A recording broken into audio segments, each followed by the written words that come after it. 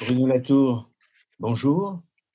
Nous vous accueillons aujourd'hui en 2 dimensions pour la séance de clôture de notre 24e édition de Cité Philo.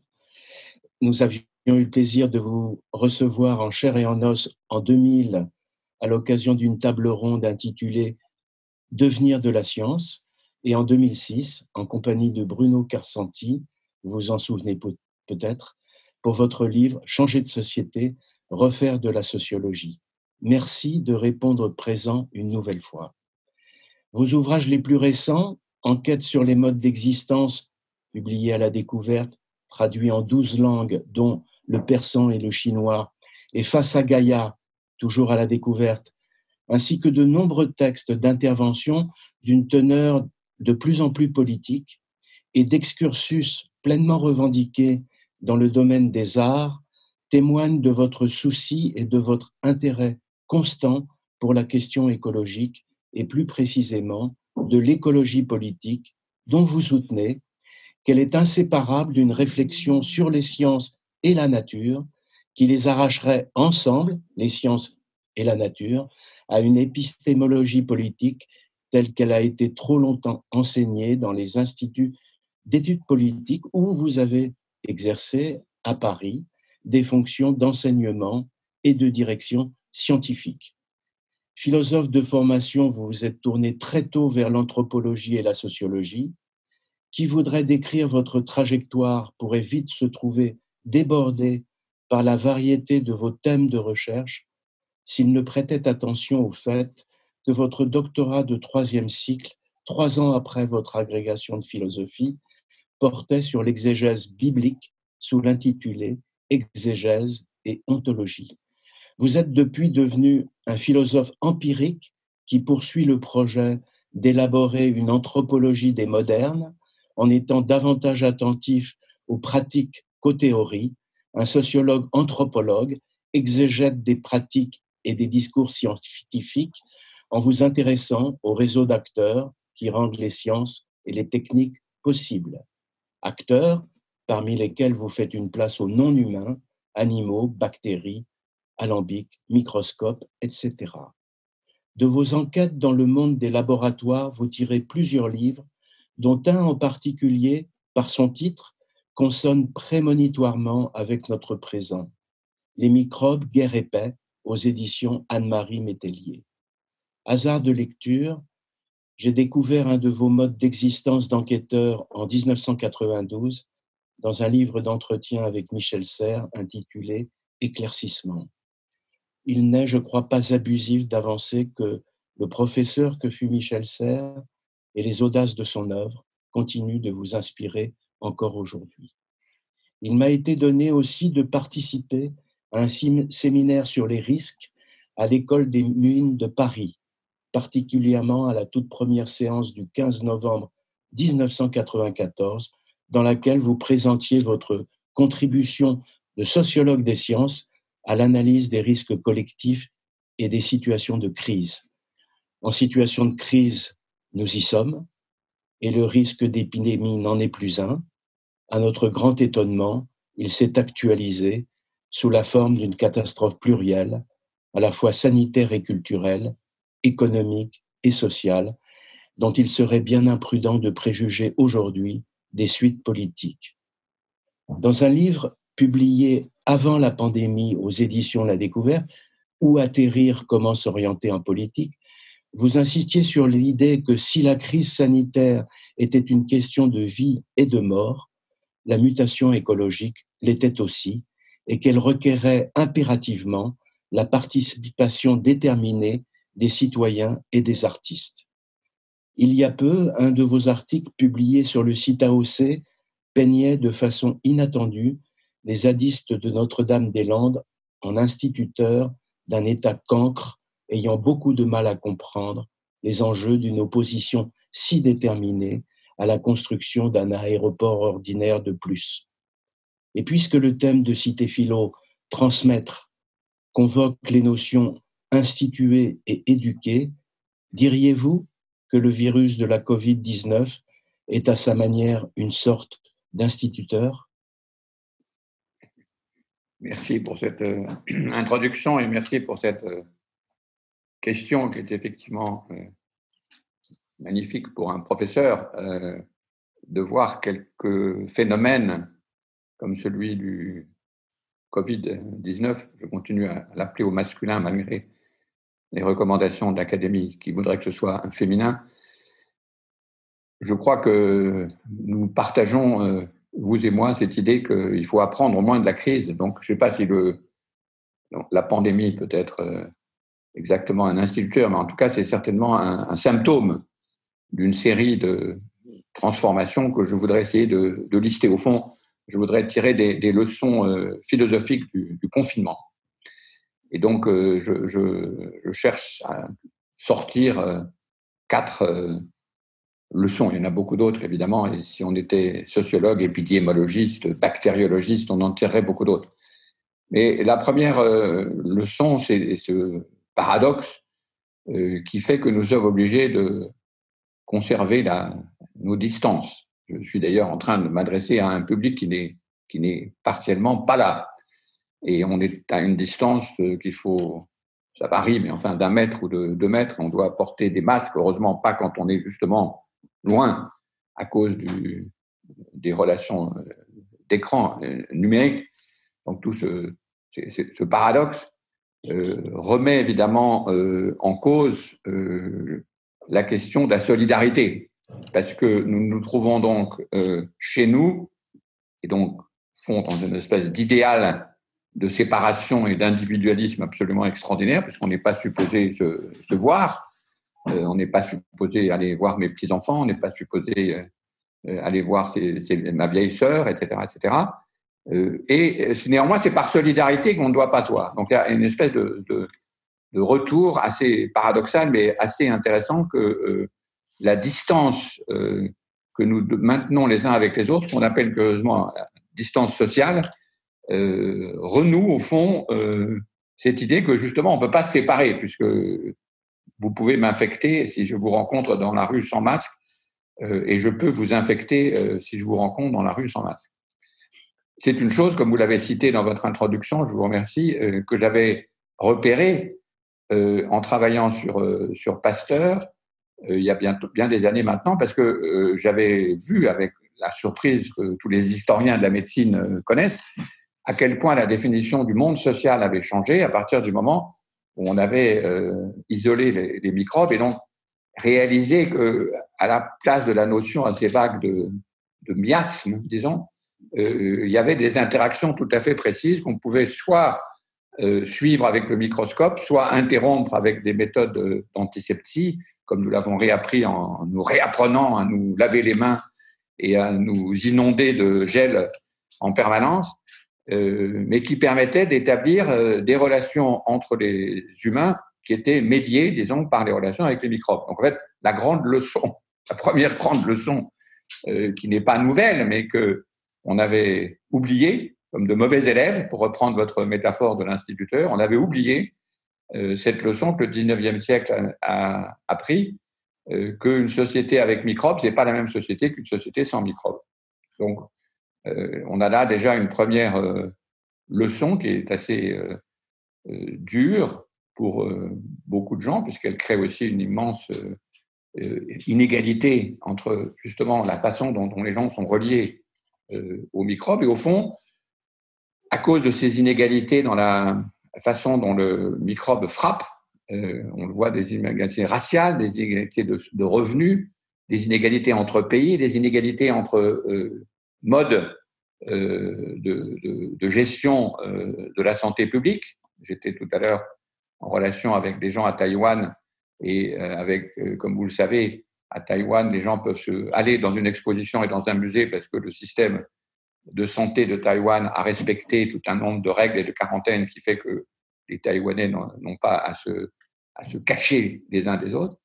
Donc, disons, toutes les inégalités qui composent le social ont été, comment est-ce qu'on pourrait dire, soulignées à nouveau, passées au stabilo, en gros, grâce à la réirruption de ce virus, chose que On aurait pu apprendre et du sida au moment de la grande et douloureuse affaire du sida, mais qu'on a oublié de nouveau, soit évidemment chaque année avec les grippes ou en lisant l'histoire avec l'histoire de la médecine, en revenant aux questions qui sont bien connues et classiques de la peste ou du choléra. Donc voilà, c'est la première leçon, elle est assez évidente, mais elle redonne quelque chose qui pour moi est très important, c'est qu'on est confiné pour la deuxième fois, mais on est libéré en même temps de cette idée qu'il y a des individus distincts, puisqu'on reste chez soi encore plus individuel, encore plus enfermé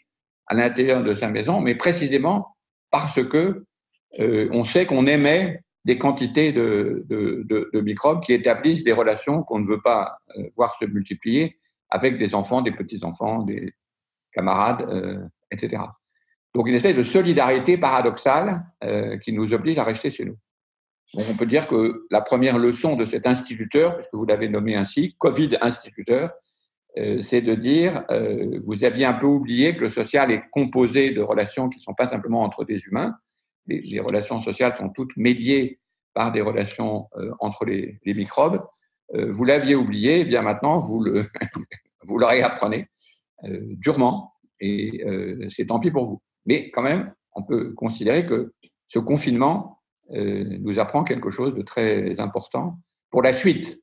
Alors c'est évidemment le deuxième point, la deuxième leçon de ce maître un peu sévère qui est le Covid, qui est, disons, une leçon qui porte cette fois-ci sur ce phénomène quand même ahurissant, si on considère les 30 dernières années, qui est la suspension brutale de l'économie mondiale. On a quand même là un phénomène qui n'avait pas été prévu par quiconque. Autant on peut dire que sur la question des microbes, des maladies, on avait toute une série de connaissances qui nous y avaient préparés, et même malgré les échecs sur les masques et même les échecs sur la gestion au début de la crise en février 2020, en gros, on savait ce que c'était d'avoir une crise de santé. Par contre, cette idée qu'en quelques semaines, on allait suspendre l'activité économique, que le deuxième confinement allait mettre à la rue des tas de gens, je m'adresse à des tas de jeunes gens qui, je suppose, n'ont plus de job, ne peuvent pas faire leur stage, de thésards qui ne peuvent pas aller en bibliothèque, etc. Cette espèce d'interruption générale de l'économie est une leçon, cette fois-ci, c'est pas une leçon, c'est un coup de bâton d'une violence extraordinaire. Mais en même temps, et c'est là, paradoxalement, je pense qu'il faut saluer notre instituteur. C'est un peu un instituteur zen. Vous voyez, c'est le moine qui donne des coups de bâton et qui, quand il donne des coups de bâton sévères, on ne doit pas se plaindre. On doit dire, bah oui, je commence à comprendre quelque chose. Et si vous avez compris quelque chose, non, vous recevez un autre coup de bâton parce que c'est toujours pas ça que vous avez compris. Donc c'est un instituteur un peu presque sadique, je dirais. Enfin, entre zen et sadiste, disons. La leçon très importante, cette deuxième leçon, c'est que finalement, si on a été capable, et vous faisiez allusion à des textes que j'ai publiés dans AOC au moment de la crise, de suspendre l'économie, c'est aussi une occasion formidable pour tout le monde, du moins pour ceux qui peuvent se payer le luxe de profiter de ce moment. Les autres, ils sont obligés de travailler encore plus. Enfin, pour ceux qui ont les privilégiés, disons, qui peuvent profiter de ce temps, de se dire, mais finalement, si l'économie peut s'arrêter, si brusquement les milliards qui étaient impossibles à débloquer pour payer enfin décemment les infirmières ou les instituteurs, les vrais instituteurs humains, je veux dire, peuvent couler à flot alors qu'on ne s'y attendait pas, peut-être qu'il va être possible de réfléchir un peu plus profondément au caractère finalement superficiel de cette inévitabilité de l'économie qu'on nous vendait avant comme quelque chose de finalement aussi impossible à négocier que les lois de la gravitation newtonienne.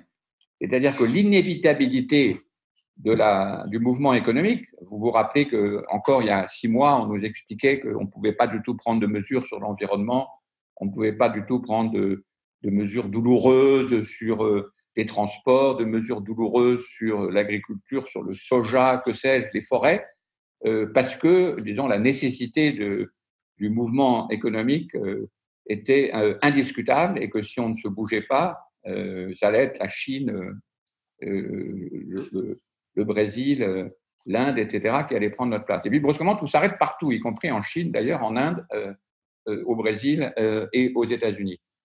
Donc, il y a là quelque chose, je pense, une leçon qui est plus profonde encore que la première, qui est que la possibilité qui nous est donnée de juger que l'économie, finalement, n'est pas la bonne façon de caractériser les relations que nous établissons entre nous. Je ne parle pas des économistes au sens de ceux qui font des calculs et des modèles. Ceux-là sont très importants et très utiles. Mais l'économie comme logique, qui établit les relations comme si on avait des relations inévitables qui étaient des relations de production, se trouve suspendue. Et on se dit, mais finalement, la description économique, c'est une description superficielle de nos relations. La preuve, c'est que ça s'arrête et qu'on peut réfléchir à faire autrement, aussi bien ouvrir des magasins, fermer des magasins, décider de ce qu'on mange, organiser autrement les transports, faire des conférences à distance, etc., avec tout le malheur que ça représente. Mais il ne fallait pas nous laisser plusieurs mois à réfléchir et à se dire, mais au fond, est-ce qu'on ne pourrait pas faire autrement? Alors, ça ne veut pas dire que les réflexions qui ont été initiées sur l'expression on ne va pas reprendre comme avant, on va imaginer le monde d'après, sont réalistes. Mais au moins, il s'est introduit, je pense que c'est très important pour tout le monde, que ce soit malheureusement aussi pour ceux qui sont privés de ces avantages, aussi bien que pour ceux qui en profitent. C'est très important de se dire, mais au fond, les questions économiques, elles posaient mal des questions anthropologiques. Et ces questions anthropologiques sont beaucoup plus fondamentales. C'est de quoi on vit, de quoi on dépend, quelles sont nos conditions de subsistance, comment est-ce qu'on peut s'organiser autrement, pourquoi est-ce qu'on résume à chaque fois les questions anthropologiques fondamentales qui reviennent, disons, au devant de la scène grâce à l'instituteur Covid, pourquoi est-ce qu'on les résume ou qu'on les recouvre par une question économique qui paraît inévitable, alors qu'au fond, elle est évitable, puisque la preuve, c'est qu'on suspend pendant quelques mois, ensuite quelques semaines, et qu'on bouleverse tous les équilibres avec une liberté de manœuvre que personne n'imaginait avant, ce qui est vrai aussi bien des décisions prises par la Commission européenne que par les décisions prises aux États-Unis ou en Chine. L'idée que la Chine puisse décider brusquement qu'elle sera verte en 2035, c'est des choses qu'on ne pensait pas imaginables encore il y a quelques mois. Donc le fait que l'économie apparaisse comme une version superficielle de nos relations, je pense que c'est quand même quelque chose qui va rester, même si maintenant le grand discours de la reprise, et même si au fond, j'avoue moi-même que j'ai qu'une idée, c'est de prendre l'avion et de recommencer à voyager, etc., et à redépenser du CO2. Néanmoins, cette suspension, cette leçon, encore une fois, c'est une leçon, c'est pas définitif.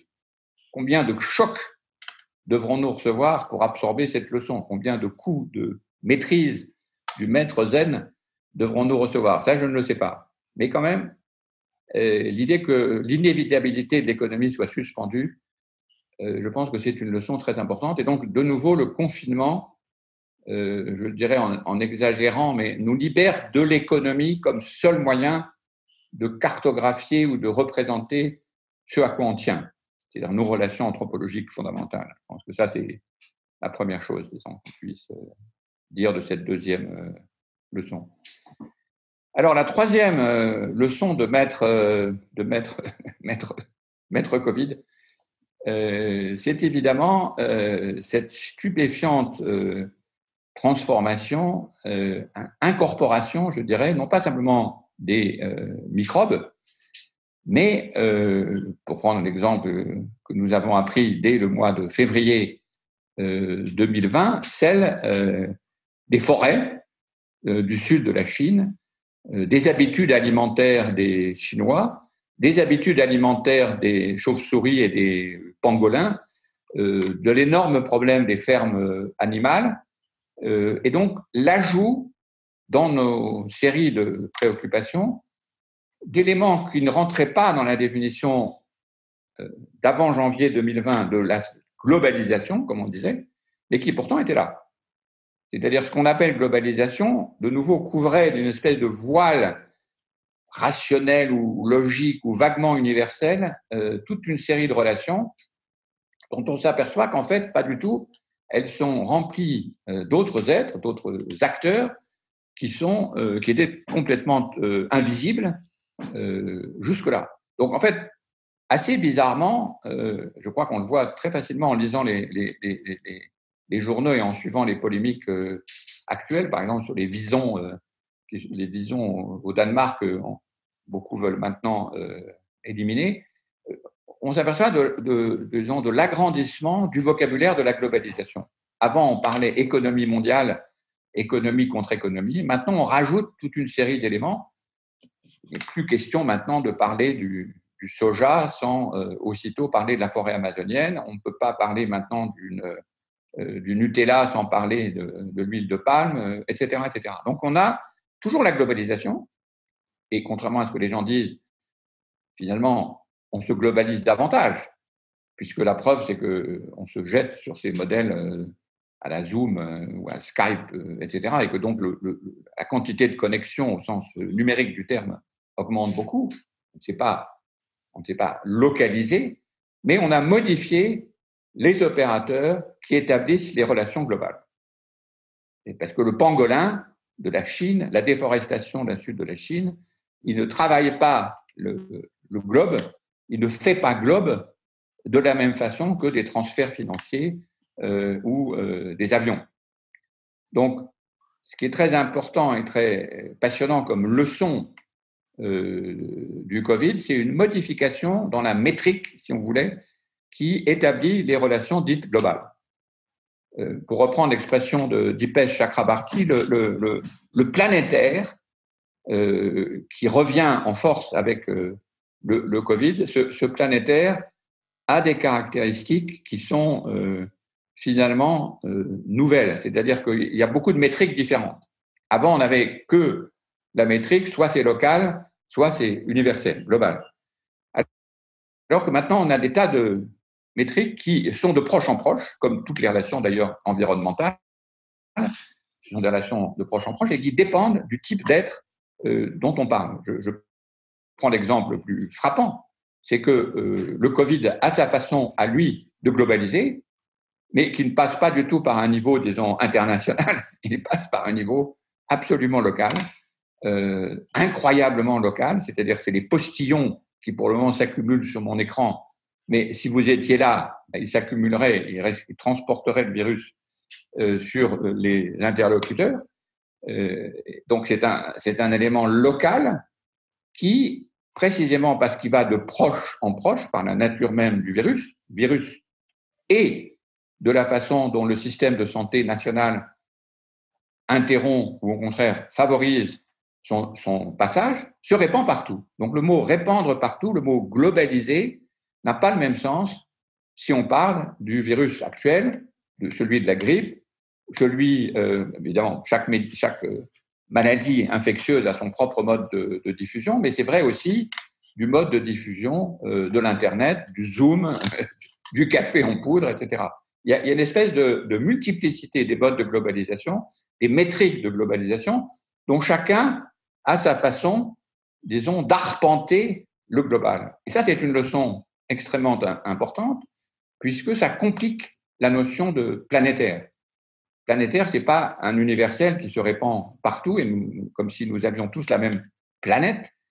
C'est un sujet sur lequel je vais revenir.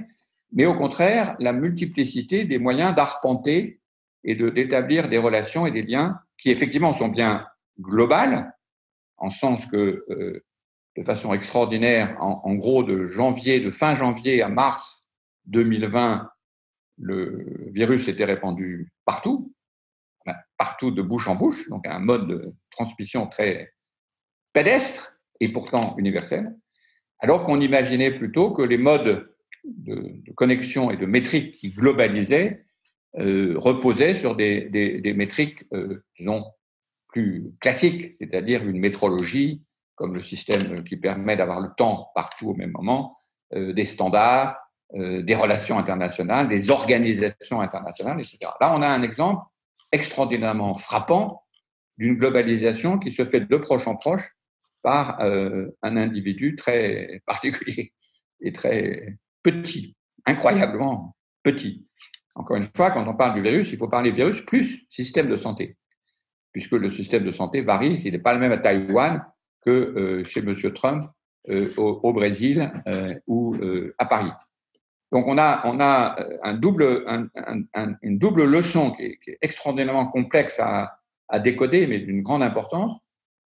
On est toujours dans le planétaire, on est toujours dans la globalisation, mais c'est des globalisations qui se comment est-ce qu'on pourrait dire, qui se mettent en réseau, mais des réseaux superposés, et chaque type d'être, que ce soit le virus, ou que ce soit la grippe aviaire, ou que ce soit Internet, ou que ce soit Zoom, ou que ce soit les transports par conteneur, chacun a son mode d'établissement des relations globales. Et la conclusion, évidemment, absolument frappante et en même temps assez terrifiante pour notre système politique, c'est qu'à peu près rien ne tient dans l'échelle des États-nations qui était la métrique habituelle de conception, disons, de ce qui se passe sur cette planète. La planète est au fond découpée en nations avec des bords et des frontières, quelques relations internationales, quelques idéologies, disons, universelles de modernisation et de droit international. Et puis, c'était supposé ça, qui supposait couvrir, disons, l'ensemble de la planète. Rien de tout ça ne reste maintenant. Il y a toujours les États-nations, il y a toujours des relations internationales, il y a toujours des efforts pour essayer de faire cette métrique-là. Mais on voit que aussi bien le virus Covid-19 que, évidemment, la question majeure qui est celle du climat, ou la question de la sécheresse, fleuve par fleuve et bassin versant par bassin versant, n'obéit pas au même mode de globalisation. Donc on a là une leçon elle est difficile à tirer. Là, l'instituteur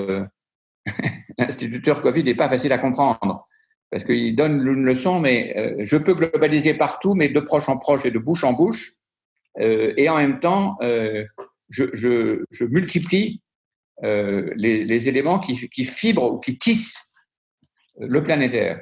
Et ça, c'est assez compliqué de savoir comment on va s'en tirer parce que nous n'avons comme métrique pour établir le passage du petit au grand que l'échelle, disons l'organisation des échelles nationales. On passe du local, de l'individuel, ensuite le local, ensuite le régional, ensuite le national et l'international. Or, absolument rien dans cet empilement, dans ce zoom, ne permet de saisir les relations qui nous permettent de subsister. Et ça, je dois dire que le Covid, là-dessus, est à la fois plus net, plus précis, plus rapide, mais beaucoup plus difficile à comprendre parce que on est assez démunis. Notre conception de l'espace, notre conception des relations, notre conception de la société ne se prête pas à cette multiplicité des échelles.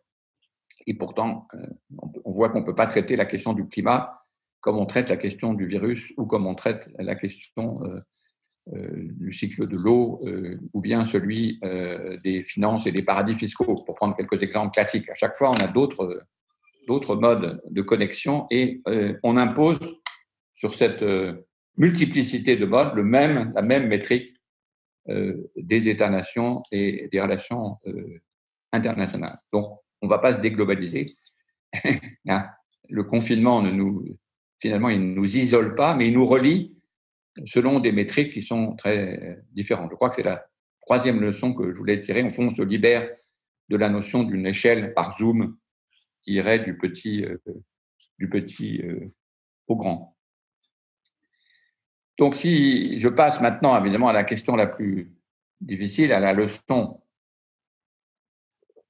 qui est évidemment celle la plus dure de notre instituteur Covid, encore une fois, notre instituteur qui est exigeant et qui est dur et pas toujours compréhensible, un professeur un peu bougon, disons, je dirais, et violent, et sadique, c'est le changement le plus grave et le plus important que on peut dire que c'est la grande leçon du confinement. Qu'est-ce qui va se passer quand on sort du Covid? C'est-à-dire, le Covid nous confine et il nous prépare à une sortie, finalement, à une extraction. Au moment où nous sortons du confinement, où est-ce qu'on va? C'est-à-dire, dans quelle situation? Alors, évidemment, du point de vue épidémiologique, on ressort, on va dans les cafés, on va de nouveau manger au restaurant. Pour ceux qui en ont les moyens, les autres qui ont été laissés de côté par la crise économique ne pourront pas plus aller au restaurant. Mais enfin, en gros, on sort dehors, disons. Sauf que ce dehors a changé de consistance. Il a changé de nature, je dirais, pour prendre une expression philosophique, il a changé de cosmologie. C'est-à-dire que on s'aperçoit, pas simplement à cause du Covid, mais disons à cause de l'autre crise qui est derrière le Covid, dans laquelle la question du Covid se trouve en quelque sorte encastrée, ce que j'appelle le nouveau régime climatique, on se trouve dans une métacrise en quelque sorte. Il y a la mutation, la crise, qui est une crise, le Covid, on va en sortir. La mutation écologique, ce n'est pas une crise. On ne va pas sortir de la mutation écologique. On est déjà dedans, on y est pour des millénaires. Donc on est dans une situation qui, temporellement, n'a pas du tout la même dynamique que celle du Covid. Aussi douloureux que soit le Covid, il y a des dizaines de milliers de scientifiques qui travaillent contre lui. On parle de vaccins. En gros, on va le faire rentrer dans la définition classique de ce que c'est qu'une crise. C'est dur, on passe et on en sort. La mutation climatique n'a pas du tout la même temporalité. La mutation climatique, on est rentré dedans à un mélange d'indifférence et de volonté dans les années, disons, 80 du siècle précédent, et on est dans cette espèce de mouvement qu'on appelle en sciences de la Terre la grande accélération, et qui va durer encore pour de très très longues périodes. Donc, on est dans une situation où il y avait la façon dont la crise était gérée par l'État, la crise au sens épidémiologique, et en gros, on peut considérer, malgré toutes les disputes, les procès, les désagréments, qu'on a à peu près un État, dans les différents États, en tout cas développés, qui sait gérer une crise sanitaire, mais on n'a pas les États capables de gérer l'autre mutation écologique. On n'a pas d'organisation internationale.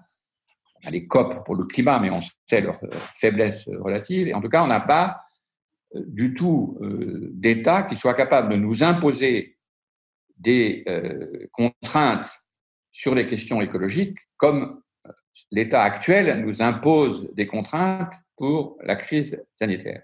C'est quand même le grand problème. C'est-à-dire que on arrive à gérer et à voir comment on va gérer une crise, on ne sait pas comment gérer, si le mot est adapté, une mutation écologique. Autrement dit, le niveau de gravité, le niveau de transformation anthropologique, cosmologique que cela représente est sans commune mesure avec la question du virus. Encore une fois, le virus et les maladies infectieuses ont façonné les villes, ont façonné les États depuis des milliers d'années. Alors qu'on ne peut pas dire ça la même chose de la mutation climatique. On a l'état de transformation du climat, mais on n'a jamais été affronté à 9 milliards de personnes à la transformation anthropologique, disons, que représente le nouveau régime climatique. Donc ça pose un problème de savoir, quand on sort du Covid, dans quoi est-ce qu'on rentre? Et il se trouve, c'est un sujet qui m'intéresse depuis très longtemps, je fais en ce moment une exposition à Karlsruhe, au ZKM de Karlsruhe, sur cette question, même si je ne peux pas aller dans l'exposition à cause du fait qu'on a fermé les frontières avec l'Allemagne, et que les Allemands d'ailleurs n'ont pas le droit d'y aller. Je fais 2 expositions en ce moment auxquelles on ne peut pas aller. Et cette exposition porte sur, disons, l'endroit où nous nous trouvons quand on sort de l'épidémie. C'est-à-dire qu'on va se trouver dans une situation que les scientifiques des sciences de la Terre avec qui je travaille appellent les zones critiques. En effet, on pourrait presque dire que jusqu'à la crise du Covid, on était encore dans cet espace, l'espace moderne, disons, qui supposait un mouvement, en quelque sorte, infini. C'est-à-dire que, malgré les travaux de grands philosophes comme Peter Sloterdijk, qui nous avaient habitués à l'idée de toujours considérer qu'on était à l'intérieur de bulles, à l'intérieur de sphères, à l'intérieur de relations qui finalement sont toujours fragiles et qui requièrent une enceinte et une espèce de frontière de protection, ce qu'il appelle une philosophie immunologique. Néanmoins, pour le plus grand nombre de ceux qui, du moins, adhèrent à l'idée de développement, on était dans un espace infini. Il était infini, comme l'ont montré beaucoup d'historiens de l'environnement, parce qu'on avait recours à une quantité apparemment illimitée de charbon, de pétrole et de gaz. Donc, c'était une vision, en quelque sorte, des humains ayant des projets de développement à l'intérieur d'un monde, d'un espace infini. On pouvait se mettre des limites soi-même, mais disons, l'espace ne nous imposait pas de limites malgré les travaux de Peter Sloterdijk. La question qui se pose maintenant, c'est que dans un nouveau régime climatique, on arrive dans une situation de renfermement. C'est-à-dire que, je prends un exemple qui est très connu, qui est un peu sommaire, mais qui est très utile, qui est le calcul fait par les militants, vous connaissez sûrement, sur le jour du dépassement. Le jour du dépassement qui est maintenant, je crois, le 19 juillet de l'année. C'est-à-dire, si vous prenez une année et que vous mettez d'un côté les ressources que la Terre est capable de reproduire, la Terre comme planète vivante est capable de vous redonner, en gros, la question, c'est à quel jour vous en avez épuisé les ressources et vous commencez à vivre à crédit, sachant qu'évidemment, l'année suivante, il faudra reporter ce crédit pour l'année qui vient. Comme vous le savez, ces calculs, même s'ils sont très rudimentaires, sont intéressants. Et ils ont montré d'ailleurs que pendant le confinement, c'est une leçon du confinement, une autre leçon de M. Covid, pendant le confinement, le jour de dépassement, qui était le 19 juillet, a reculé de 3 semaines. C'est-à-dire qu'il s'est déplacé à la fin du mois de juillet. Donc on a gagné en quelque sorte 3 semaines qu'on va reperdre, évidemment, maintenant s'il y a une reprise, mais qui donne une idée du poids que représenterait le projet de développement suivant, non plus de rester en juillet ou d'avancer sur fin juillet, mais de faire coïncider les ressources de la Terre et les ressources de notre activité en tant que 9 millions d'humains, 9 milliards d'humains, c'est-à-dire de la faire coïncider, comme elle l'était encore dans les années 70, en décembre, idéalement, jusqu'au 31 décembre. Donc, vous voyez, ce système de mesure est évidemment très rudimentaire, mais il a un immense avantage, c'est qu'il cadre et il présente le problème. On a une crise économique majeure, mondiale, épouvantable, on peut le dire, juste pour gagner quelques semaines cette année sur le moment où l'humanité, alors c'est un terme beaucoup trop vague, évidemment, l'humanité vit à crédit par rapport aux ressources de la Terre. C'est ça le confinement. Ça veut dire que lorsque nous sortirons du confinement au sens, disons, épidémiologique, on sort de nos maisons, on retourne au restaurant, on se promène et on va au cinéma, il y a un autre confinement à l'intérieur duquel nous rentrons. Et ce nouveau confinement, c'est celui comment faire tenir, pour reprendre les termes de Pierre Charbonnier dans son livre qui s'appelle Abondance et liberté, comment on fait tenir le monde dans lequel on vit et le monde dont on vit. Le monde, pour le moment, il y a une différence de 5 mois pour faire tenir les deux ensemble, pour faire coïncider, du moins pour les riches et pour les pays riches, et même pour les 1% des pays riches, parce que tout ça est très inégalitaire, comment est-ce qu'on fait coïncider le monde où l'on vit et le monde à l'intérieur duquel, dont on profite pour vivre. Autrement dit, c'est ça l'avantage de cette petite, ce conte ce petit abac, c'est est-ce qu'on arrive à faire bouger le moment où on dépasse les capacités de la planète du 19 juillet au 31 décembre. À quelle transformation économique, à quelle transformation de notre existence, sur tous les sujets et sur tous les plans, peut-on imaginer parvenir à cette superposition, sachant qu'une crise économique majeure ne nous fait gagner que quelques semaines. Ça donne l'idée de la tâche.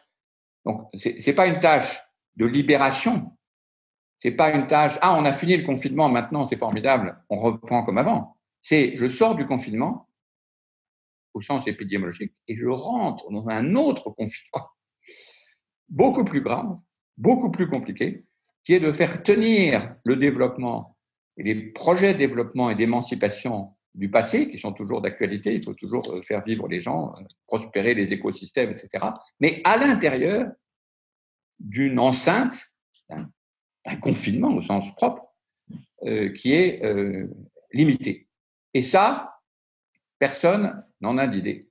Personne ne mesure, beaucoup de gens ont des idées là-dessus, mais personne collectivement ne sait comment faire cette espèce de confinement. Je crois que ça, c'est la leçon évidemment la plus accablante, mais en même temps la plus intéressante du Covid, puisque ça nous oblige à imaginer une transformation très profonde de nos modes d'existence pour pouvoir faire rentrer en quelque sorte toute notre activité à l'intérieur d'un espace qui est effectivement limité. Donc, là encore, on est libéré par le confinement et par le Covid, mais cette fois-ci, c'est une libération assez paradoxale, c'est-à-dire on est libéré de l'idée d'infini. Non, maintenant, on est à l'intérieur d'un confinement définitif dont il faut espérer de tirer les leçons. Donc, j'aurais, cher monsieur, beaucoup d'autres leçons à tirer. Encore une fois, je rappelle que les leçons les plus utiles et pratiques, ce sont les médecins, les épidémiologistes, les sociologues, les économistes qui sont en train de les tirer. Il y a beaucoup de choses à apprendre de cette crise assez douloureuse.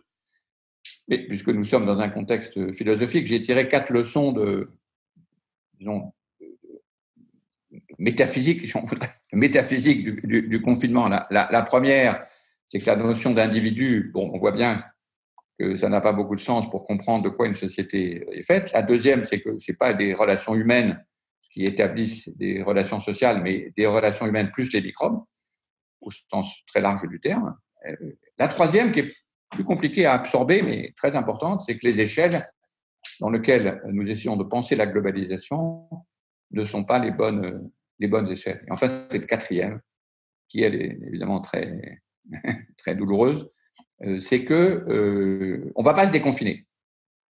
On va se déconfiner parce qu'on va trouver un vaccin et qu'on va enfin pouvoir sortir de chez soi et ne pas avoir à rédiger ces épouvantables attestations qui nous soumettent comme des enfants à un état paternel, pour ne pas dire policier, qui est une humiliation que je ressens chaque jour et que je suppose que tout le monde, mes auditeurs, le ressentent aussi. Ça, on va en sortir. Mais l'autre, pas. L'autre, on ne va pas sortir du fait de devoir faire rentrer l'activité de développement de 9 milliards d'humains à l'intérieur de l'enceinte de ce que nous appelons, avec nos amis des sciences de la Terre, la zone critique. La zone critique, ça veut dire que ce n'est pas de la planète dont on parle quand on parle de globalisation. On ne parle pas de la planète Terre au sens cosmologique, disons, classique. On parle d'une petite couche qui est de quelques kilomètres en haut et en bas, à l'intérieur duquel les vivants se sont donné des conditions d'existence particulières, ce que j'appelle, dans un autre travail que vous avez cité, la question ou l'hypothèse de Gaïa. À l'intérieur de cet espace minuscule, l'activité des humains, comme on le sait, est d'une importance énorme. Comparé à l'infini de l'univers, évidemment, les humains ne comptent pas et on peut dire, quoi qu'on fasse, de toute façon, ça n'aura aucune importance. À l'intérieur de la zone critique, ce n'est pas du tout vrai. On est à l'intérieur de cette zone et là, notre activité compte beaucoup. Et donc, c'est à l'intérieur de cet espace qu'on va être confiné. Je sais bien qu'il y a des gens qui pensent qu'ils vont aller sur Mars et qui vont développer Mars pour y vivre heureux et contents, mais si on arrive à en déplacer 3 ou 4 personnes, ça sera bien le maximum. À l'intérieur de la zone critique, ce sont les milliards d'humains et les milliards de commensaux qui sont plantés là, confinés, et qui doivent arriver à trouver ce qu'on dit en latin de façon admirable, un modus vivendi, un mode de vie qui permette à cette habitabilité d'être continuée. Donc ça, c'est quand même la grande leçon du Covid. Et ça nous donne, je crois, une idée assez précise de ce qu'il faut tirer comme leçon. Alors, ça ne veut pas dire qu'on les comprend, ça ne veut pas dire que je les comprends. Le maître Covid est peut-être un maître zen, comme je l'ai dit tout à l'heure, c'est-à-dire que ces leçons sont énigmatiques, on se trompe peut-être sur leurs leçons. Mais c'est celle qu'il m'a paru intéressant de tirer avec vous à l'occasion de cette rencontre avec Cité Philo, pour lequel j'ai la plus grande admiration, et je regrette encore une fois que nous soyons obligés de faire ces choses par l'intermédiaire de l'écran globalisateur, parmi beaucoup d'autres globalisateurs, les fameux MAGA qui profitent de la crise. Si eux profitent de la crise, il faudrait que nous tous, philosophes et non-philosophes, nous en profitions à notre manière, au moins pour nous remplir un peu la tête des leçons de l'instituteur Covid. Je vous remercie. Bruno Latour, merci. Et je l'espère, à Lille l'an prochain pour une conférence en présence physique cette fois. Et voilà, à très bientôt. Merci.